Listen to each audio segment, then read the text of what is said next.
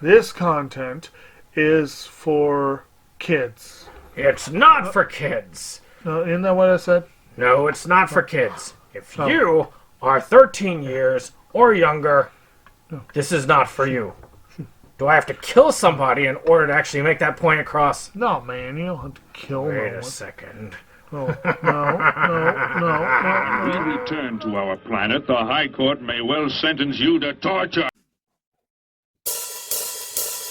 He likes movies, we like movies. SeptumSin versus the world. SeptumSin versus the world. SeptumSin versus the world.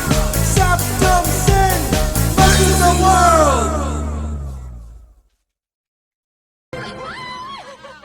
I'd buy that for $1. Greetings, everyone, and welcome to another episode of SeptumSin versus the World. I'm SeptumSin. Now, normally, me and Kotobuki Jake would have this air on a Thursday because it's usually the alternative one to pick up. But today is special. Today is voting day.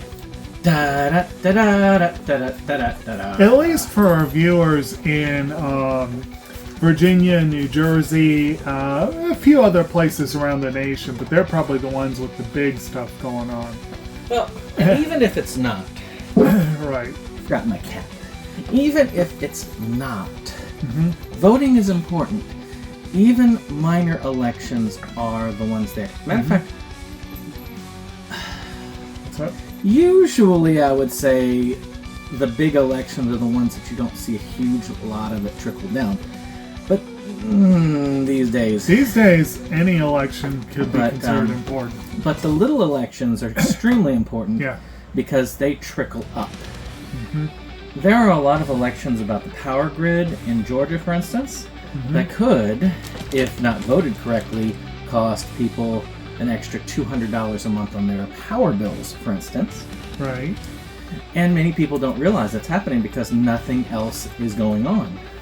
And these are little itty-bitty elections. So, every November, get out and check. Usually there is an election of some sort happening every year. And I'm not here to tell you who to vote for. If you've been watching this channel enough, you probably know what politically we fall under, but... And if not, this video might help. But I still tell people you should exercise your rights to vote. I want you still have them. Yeah, I want people to show that freedom. I mean, if what I doesn't like loses because way more people voted the other way, well, at least I can feel that it was a fair thing, and that's living in a democracy. So, let's get started. We have something that, if you guys are really wanting to get in the spirit of the season, we decided to do some political choices. We both have 5 choices. I've included some sequels in there with it just to bundle. But we've worked it out interestingly enough. Jacob has actually had movies. And I have documentary features and one documentary series. And these are ones that are political in some way or another. And could be great watching for you during this election season. As Ozzy again joins us. Yes. He does like his attention. Yes, he is. He is a real attention hub. He's got that orange cat energy. So, I guess we'll get started. I believe you were the one to go first this time. Right. And now we decided to do 5 each, which does mean there will be a lot of omissions. Yes. And that gives you potentially some things to comment on, which ones you think we ought to include. And I just thought, as he was giving his intro, I just thought of one that you wouldn't normally think of it as a political film per se, but it has one of the all-time great political speeches.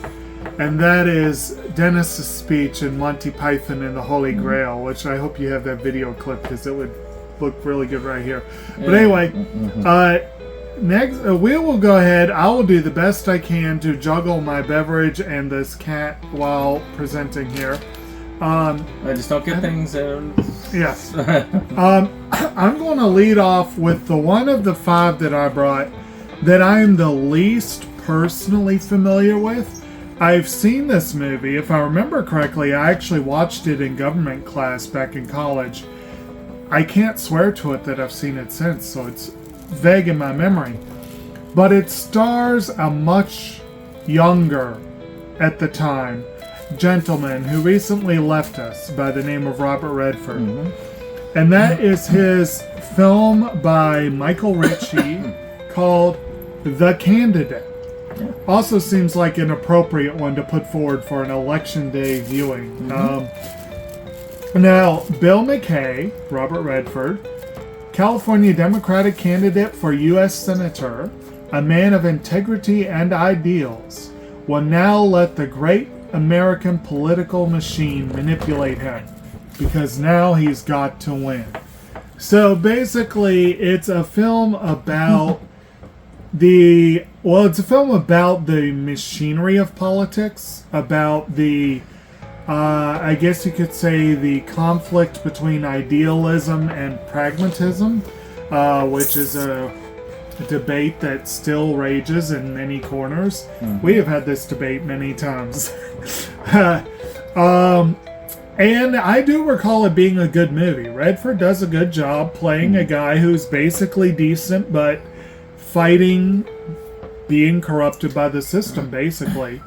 Definitely worth a look. And like I said, it seemed like a good way to kind of kick off our election day recommendations. And it's a good way to remember Mr. Redford, who is one of our higher profile recent passings, and he will be missed. Something we can do as sort of like an aside is, because we did that, why don't we have like one as a bonus? We don't have to bring the discs out or anything, but one from one each, where you name a documentary that we kind of left out of the bunch there, and I will name a movie that is political, that is kind of left out of the bunch. Well, again, there. Documentaries and movies, but you know. Well, I know. It's just it's just harder to figure. I know what you mean. Yeah. So my first one is one that normally I would say this is left-leaning only, but I do consider a lot of the conservative movement changing a bit since the Tea Party movement and going against this lean. Now that is the movie Roger and Me. Now this is the first movie by Michael Moore, who was a political firebrand and still is kind of, not nearly as relevant as he used to be, but is still quite a firebrand when it comes to certain areas of the internet. Now Roger and Me is an interesting start to his career. At the time, it was much plainer to say this definitely is left-wing versus right-wing, because it was a lot about the trade agreements and moving jobs overseas for cheaper labor, and that used to be championed a lot by the right wing back in the day, that this was done. And this covers Flint, Michigan, which was an auto hub, and them moving the auto plants out of Michigan, out of Flint, Michigan specifically, to Mexico for cheaper labor. Now, nowadays, a lot of the stuff with the tariffs and such like that is aimed to try and bring that stuff back from Mexico, at least in ideology. Yeah. So this is something I would actually say, if you are right-leaning, you might get something out of this. You have to stomach Michael Moore. I know that's hard. But I do feel like 20 to 30 years ago, you'd look at this and go, that's communist and all that stuff. But you might look at it today and say, yeah, this is something I support, because that is the kind of change that has happened over the years. The idea of moving factories away from the nation for cheaper labor to benefit the higher-ups was a big positive back in those days, but not so much these days. Now, I have nuanced ways of thinking with that, but I'm going to leave it at that. And I think that this was, that in-your-face journalistic style that he tried to do of this guy who is an average guy. He's not like college educated. He's basically just this dude who was working class, and he was sick of this stuff, so he decided he was going to make a film about it, and then it went pretty mainstream. And he really did get into a lot of these people's faces. People who were not used to being challenged directly. Now his style, he's too well known. They see him coming, they go. But at this time, nobody knew who he was, so they would let him in, and the trap is sprung, as it says. So if you are not a big Michael Moore fan necessarily, or if you don't like Michael Moore just because of, say, Capitalism Love Story or Sicko or one of those that is more new, maybe you could look at this and see how you feel about it. I would be curious, for those few conservative viewers that we have, if you watch this and ignoring the fact that it's Michael Moore, what your thoughts are actually on the subject matter and how it's presented. My understanding was always that went over better with people across the spectrum than a lot of the other ones. It should, because it's speaking to the working class. It's speaking to the blue collar labor. He's a populist first and foremost. Yeah, I mean, this is something that Joe Manchin liked this particular one. Yeah. Which a lot of people look at him as there. There are a lot of people who. Yes, he is there. Yeah. Wherever there is. There we go. But okay. yes. So, speaking of populists, but a far more potentially dangerous one, there is a gentleman who's been in Hollywood for some time, whose politics are well known, and like Michael Moore, he is not exactly beloved by people of a certain stripe. But one of the he has done a couple films, not just as an actor, he's done a couple that he wrote and directed. One that he wrote, directed, and starred in. We're talking, of course, of Tim Robbins. One that he wrote, directed, and starred in that was a really kind of a darker take, you might say, a darker take in some ways on a similar plot to The Candidate. Because, again, we have a candidate for Senate, I believe. So, yeah, we have two senatorial candidates here. But if I recall correctly, a far more conservative candidate, a populist folk singer named Bob Roberts decided to run for Senate. And Tim Robbins wrote and directed this movie, which follows him on the campaign trail. The movie is got a couple of very interesting asides, relatively non-political asides, or at least one of them is, in terms of the impact it would go on to have. It's the first ever film credit for Jack Black, which is interesting. And it gave its name to what I would say is the best episode ever of The Simpsons, Sideshow Bob Roberts, where Robert Terwilliger runs for mayor of Springfield. Great episode, great episode. This is very, like I said, it's a very dark movie. It's very cynical in its view of politics and the corrupting nature of politics. Bob Roberts absolutely is corrupted by the machine, if you will.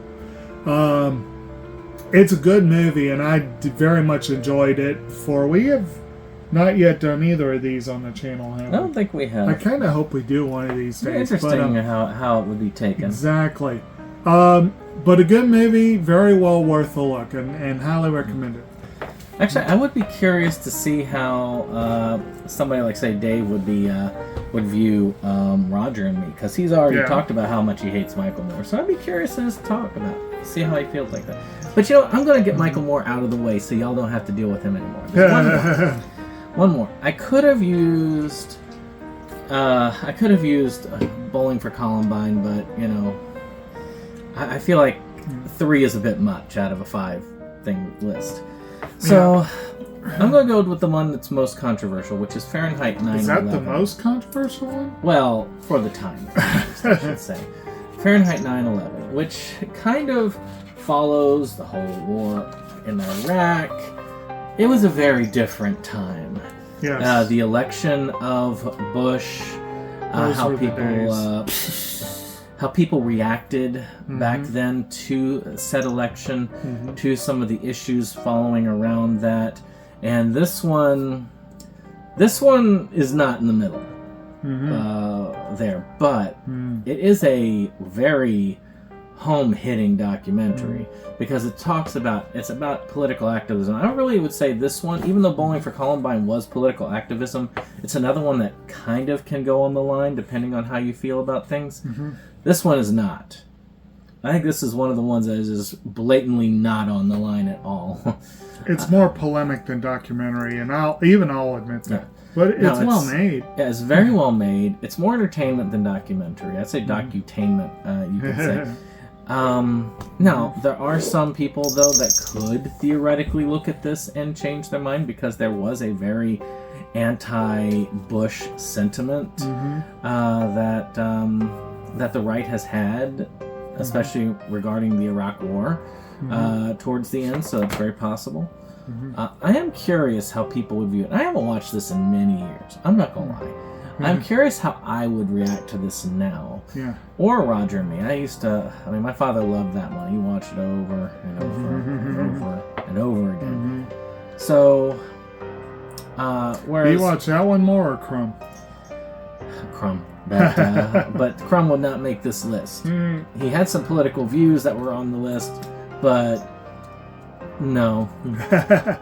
No. Well, in terms of expression in the arts, a lot of people will politicize that, and Crumb definitely pushed the envelope there.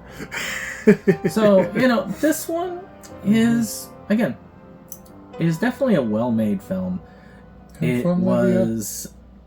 It's though I don't consider it his best documentary, it is up there with as far as filmmaking. I still say Bowling for Columbine is his best, but Yeah.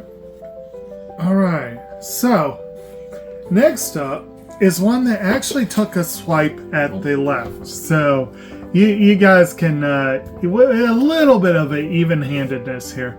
Good one. But this has long been one of my favorites, and honestly, I wouldn't say that it skews.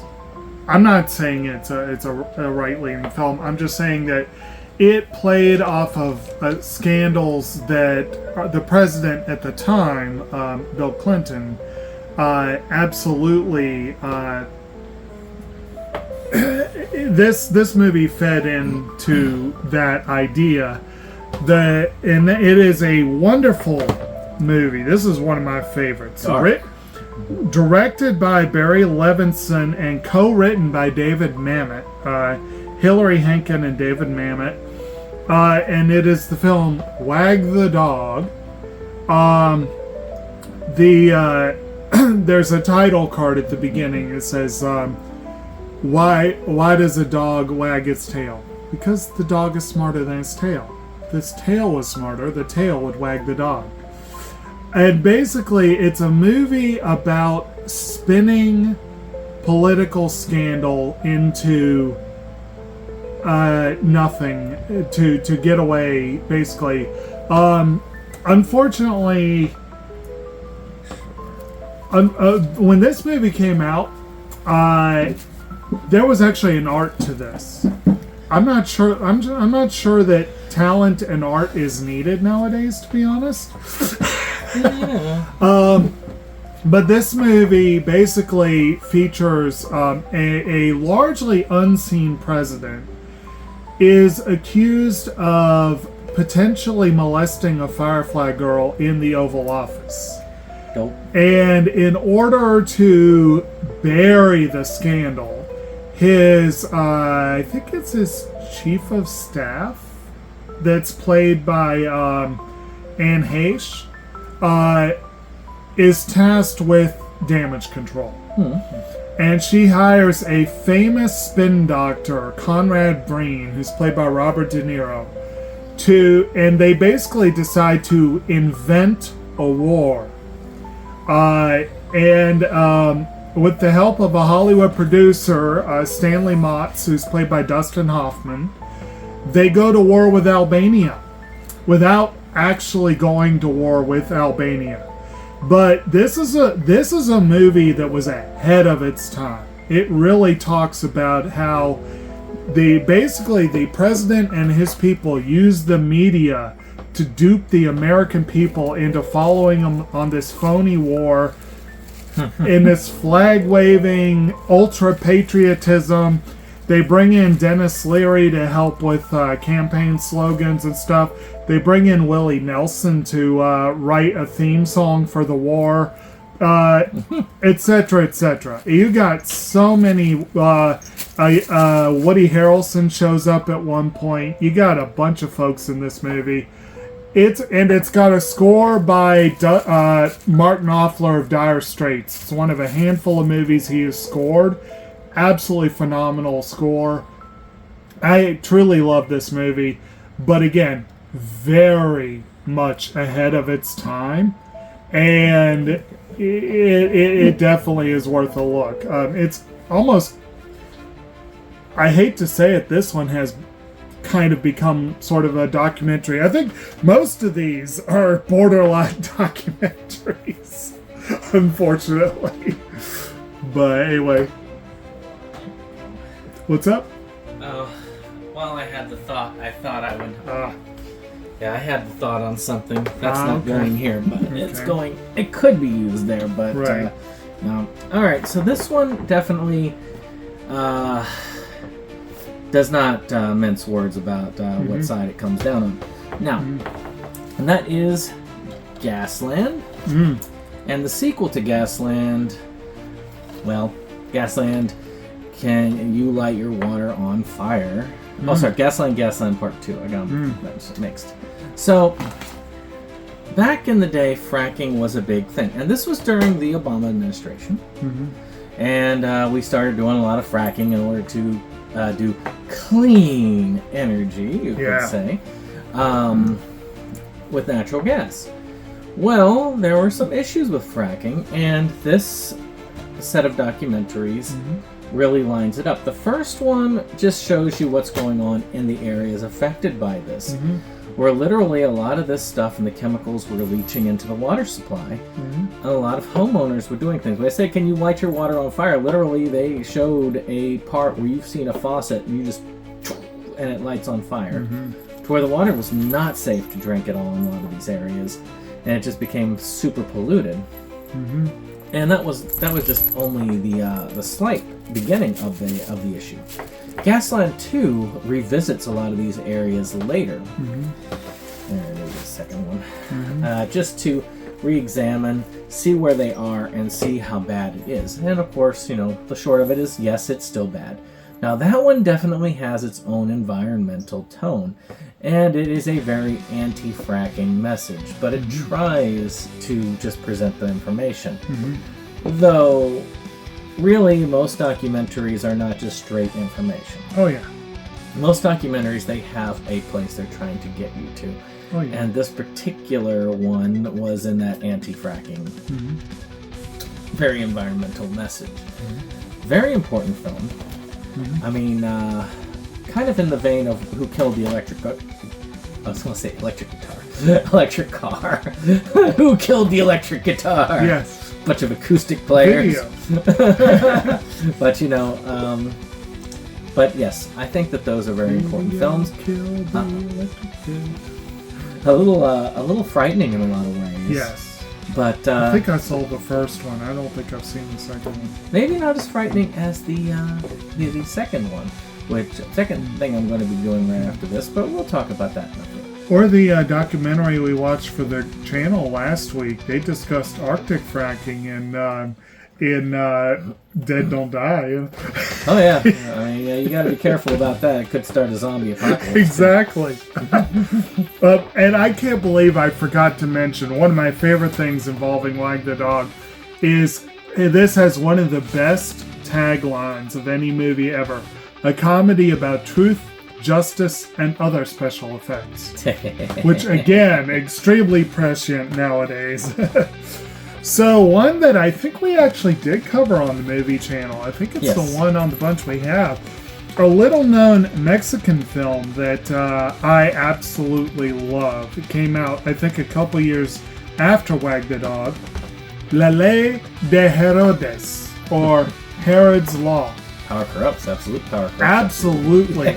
This is a much smaller scale than most of these other films. It takes place in a tiny Mexican hamlet where, if I recall correctly, the mayor is murdered because there's a lot of corruption in this little community, as small as it is. And a junkyard manager ends up being hastily recruited to be the new mayor. Basically, they figure he can be a pawn, and he gets a taste of power. And he's a really decent guy. He's a good, decent, hard-working guy. He gets a taste of power, and by the end of the movie, he's not a good, hard-working, decent guy. This is absolutely a movie about power corrupts, and absolute power corrupts absolutely. But it's like I said, it's told on a very small scale. It's actually very funny, but also very frightening at the same time. And absolutely worth hunting down and giving it a look if you can find it. Damian Alcazar is the star of the film. I don't know if I know very many of these cast members, but there's some good ones in there. And I think that's one that you could probably be on either side of the aisle and get something out of it. I seem to remember it had a mostly positive reception in our group. So it's good times. And that's one that most people can watch. And again, given the sheer level of corruption on display nowadays... Now this next one could have probably been used as one of the Halloween picks. We have Food Incorporated. Most horrifying movie ever made. And then, of course, there is the sequel, which is a pickup, by the way, which is Food Incorporated 2. I went ahead and I got it for $2. I figured it was worth that. I haven't seen it yet. $2? That's not bad. So, it lists the veil on our nation's food industry, exposing how our nation's food supply is now controlled by a handful of corporations that often put profit ahead of consumer health, the livelihood of American farmer, and safety of workers and our own environment. Food Incorporated reveals, or Inc., as you would say, reveals surprising and often shocking truths about what we eat, how it's produced, and who we have become as a nation. Now, this does have a lot of... It makes it difficult to eat that next hamburger and so on. Not necessarily because, veganism necessarily, but just because of the quality of the food, what you're putting in your mouth, and what's going on there. And, I can link this to a story of sorts. Me and my wife, we went to Europe around this time last year for 2 weeks. We ate pretty unhealthy stuff throughout the journey. Not one issue stomach-wise.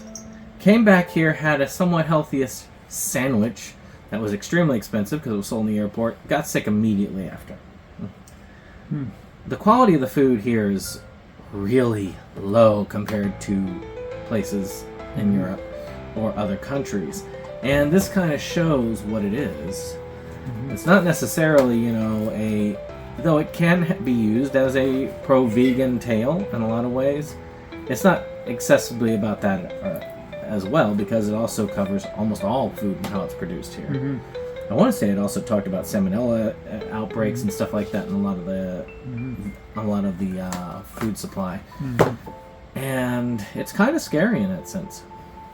And it's not going to get any better. The way the food supply is set up is horrifying from start to finish. And with things as they are, again, this one could be considered a left versus right, because there is one side would particularly champion this and having even less regulation and more carelessness in this industry. I don't know.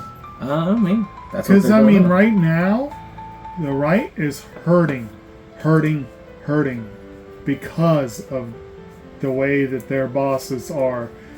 The agriculture industry in particular is hurting right now. Hurting and support are two different things. Many of them are still very much supporting them. Yeah. And there is a big rush for the FDA to make less regulations, less safety checks. And this, these big industries do like that a lot. Yeah. So it is there. I can say yes, this is something that I think most reasonable people would like to have better quality food. But many people do not like having the regulations to make the food better quality. So there you go. But you want a scary documentary, you can find these. Indeed. Olivia, does my thumb taste good? Ow! She's my Velcro kitty. If you haven't seen, she just latches onto your shoulder and just holds on with her claws. The claws. You're saving the best for last. Yeah, more or less. I'm saving a classic for last, a film that was fairly controversial in its day, and actually this speaks to the power that its writer, director, and star had, that he was able to get this film made. And that is, of course, a film by one Charles Chaplin called The Great Dictator. Not at all based on any particular historical figure. Not the slightest bit. Basically, this was Chaplin's full-throated attack on Hitler, the Nazi movement, their alliance with the fascist movement. Mussolini does not come off well in this movie either. And it was partly made out of frustration with the slowness at which these threats were being addressed in the West. I think at the point that this film came out in 1940, and I think America was still trying very hard to ignore what was going on, to say, it's not us. I'm going to be straight up and say the fact that this is an orange case is one of the most eerily prescient and hilarious things that Criterion has ever done. But this is a really, really, really good movie. It does give Chaplin a chance to just break character and give a speech at the end of the film. So it does kind of kick you out of the film at that point. It does become a little polemical at that point. But he's making mostly good points. His speech at the end is a very impressive It is. And up until then, this really does a great job of walking the line of satire and just being funny. It is a funny movie. It's disturbing, but it's funny. And this being a Criterion edition, this is a nice set. It's got some good stuff on it. This is absolutely worth looking at. If you're interested, it's got a documentary called The Tramp and the Dictator on there. You got some various other good stuff on there. It's like I said, good solid release.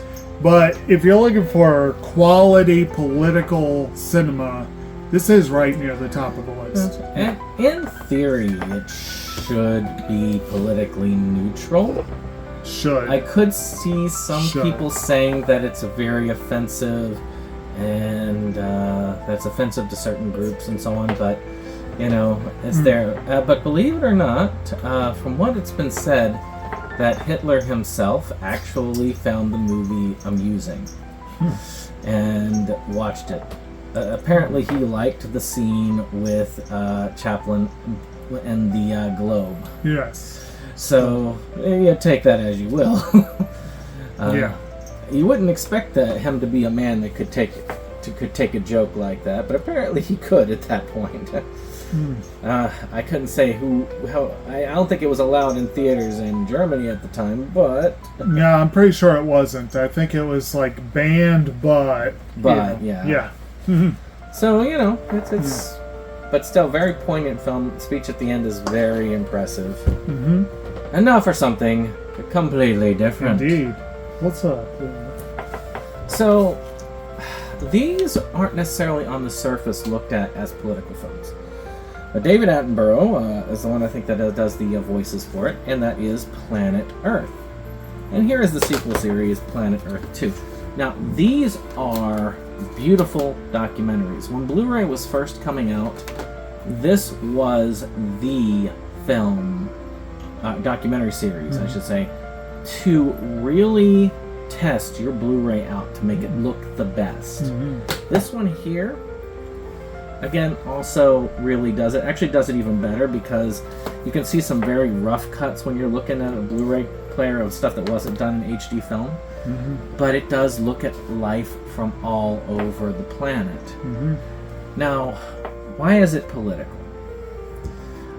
This one kind of would have been a great one for all people to see. A lot of people love nature documentaries all the way around.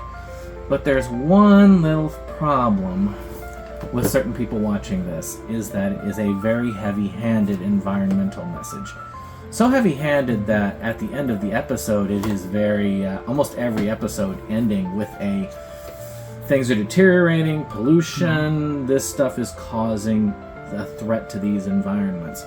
And which again, should be a politically neutral. Should be a politically neutral. Should. But unfortunately, it is not a politically neutral thing, and it does kind of push this away from certain sectors of the populace because of that.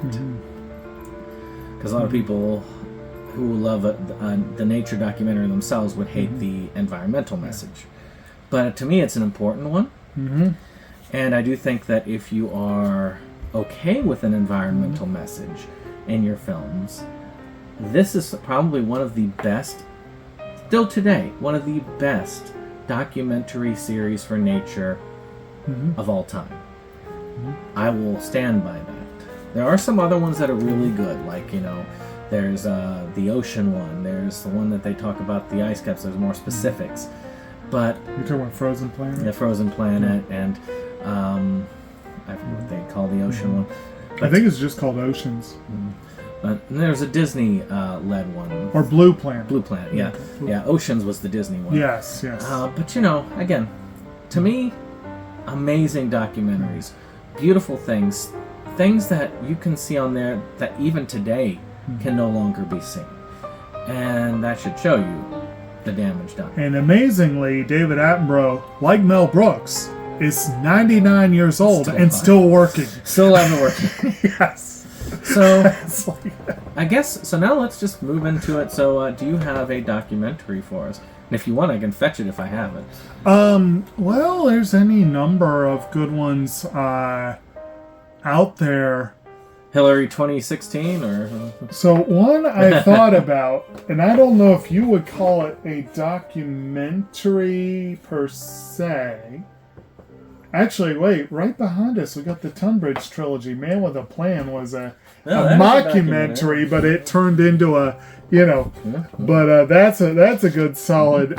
I mean, this isn't technically a documentary, but it kind of is, because this guy ran for office after making a movie about running for office, and I believe he won, didn't he?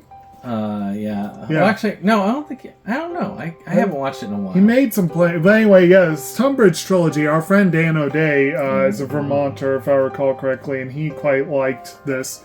But we covered that on the channel, that whole thing. But the one I was going to mention, it's between two. The one I was saying, I'm not sure you would count it as a documentary, but I actually thought about bringing Borat. Yeah, that's more of a comedy movie. but Borat is interesting. But The Cove would be the documentary. Actually, I do have that. The Cove, The Cove was one I would mention. It's an excellent film, Oscar-winning film. That gets into the issue of illegal fishing in Japan, which it focuses on a cove in Japan, but it also it's more of a universal message. it's a really solid, it's a well-made movie. It has kind of almost a thriller vibe to it. One of the reasons it won the Oscar was that it was very watchable. People really enjoyed it. It enjoyed being, maybe not the best word, but you know what I mean. Like, good solid film. Not quite like An Inconvenient Truth, which I would also cite as an excellent choice, but this one thinks is boring. This one is more generally enjoyable and very much worth a look. And again, I'm very upfront about it. I'm very blatant about it. When it comes to environmental preservation, it should not be a left or right. It should not be a political thing, but it is, unfortunately. So any of these films could count. So we'll go with the code. Let's see here. There it is. Well, since you did two there, I can pull two. Oh, that's a actual fun movies. one. Yeah. Because I was thinking around. See, this one goes very much close to what those choices are. Yeah. And that is Bulworth, which is a movie about an actual politician, but he starts to actually realize he was out of touch and gets closer and closer in touch with the people that he's actually serving, and realizes, holy crap, some of the stuff we're doing is wrong. And it's kind of a dramedy, and he starts doing things like rapping and stuff like that, which is a little bit awkward. It is a little awkward. And much like Wag the Dog, has a very dark ending to it, which is why I put it under drama. Yeah. Well, he basically has what you could almost call a nervous breakdown, and it kind of frees him to be say what he really thinks. And of course it has Halle Berry in one of her early roles, and Warren Beatty in it. So it is a very well done, very well acted film. One that I would definitely recommend to anybody, actually.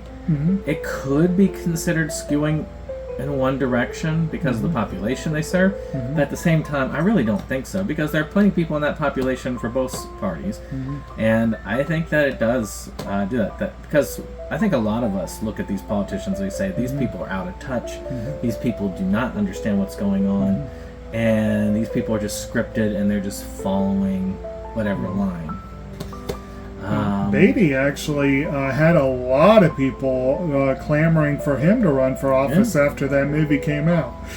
It's a really good movie. And I think if you're talking about movies like Bob Roberts and Wag the Dog, this one goes very well with those. Absolutely. But there is one that I think has universal appeal to everyone. And that is a fairly old film. Yes. Which is Mr. Smith Goes to Washington. Yes. Now, this is a huge thing. This is one of Frank Capra's big hits. It's James Stewart, Gene Arthur, where you've got this everyday guy who ends up running for office, much like our friend over here in the Tunbridge trilogy. But he gets elected, and he ends up finding out how corrupt things are. And this really bothers him to the point where he does this really epic filibuster scene, which I think a lot of senators have seen this and have tried to repeat that. Right. And because filibusters work differently then than it do now. But there is some similarities. They can still do that rambling filibuster like he does in this. If you have not seen this, I don't care what side of the aisle you're on, this one, I think, is one that speaks to everybody's angle. Frank Capra was a big everyman kind of person, to the point where Adam Sandler was making movies that were remaking some of Capra's stuff. And it is true. I mean, Mr. Smith Goes to Town, I believe it was, or Mr. Deeds Goes to Town. That's Mr. Deeds. Yep. And there was another one, and I can't think of the other one that was a blatant Capra ripoff, which is fine. Mired updates. In a way, it's kind of funny because Adam Sandler's like punch him in the face, do this mentality. if you look at Mr. Deeds Goes to Town, it's actually not far off. Because Jimmy Stewart is doing that. He's like, his way of solving problems. So it wasn't actually all that different. And this really is one I think speaks to everyone. So, I mean, if I was to look at some of the ones here, I guess out of the ones that I have here, this is probably the one that has one of the most universal appeals. Though I would also say Roger and Me has also one of the more universal appeals. You just gotta forget that Michael Moore is the one who did it. Because they speak to people as they are. The every people, I guess you could say. I'd say a few of these have that kind of populist bent, which is another thing that's worth remembering. It's like, there are people,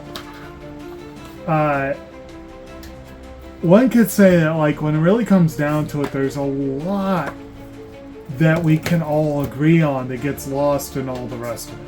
That's probably what I'm trying to say. I hope that's what I'm trying to say. It's like, yeah. There are things that matter to everybody. Yeah. Sometimes they get lost. Sometimes we can agree on things. I know it's weird to say that, but yeah, I know. Sometimes I know. Weird. Well, I hope you've enjoyed this. If you did, hit that like button, hit that subscribe, and share. And let us know in the comments below some of your political movies that you like watching this time of year.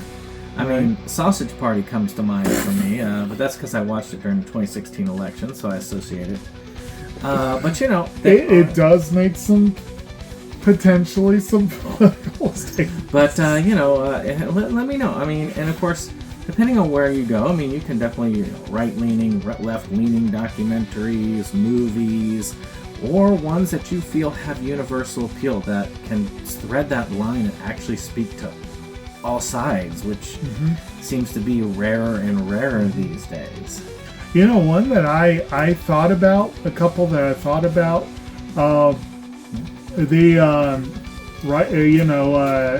famously political show from a couple of people who,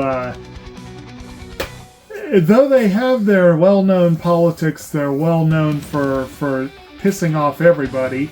The creators of South Park have South Park. The movie is an excellent political film that uses satire for Blame Canada is one of the great satirical songs. And once I went out for a political night at the movies where I paired their movie Team America World Police with the John Sayles film Silver City. Two very different directions there, and both worth a look. Sayles' film Matewan is also definitely worth looking at if you can find it.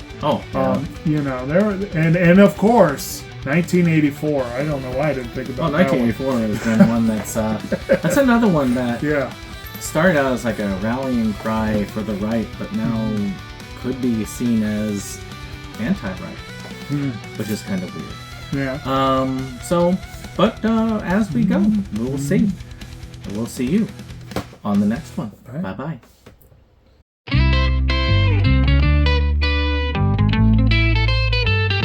SeptumSin versus the world.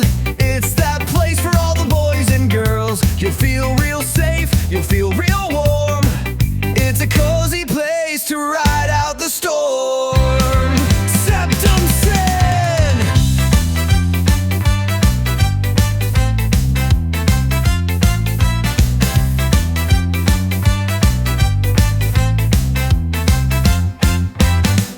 SeptumSin and his best boy Jake see the trends that scare us every day. Physical media is going to the side. Dr. Stream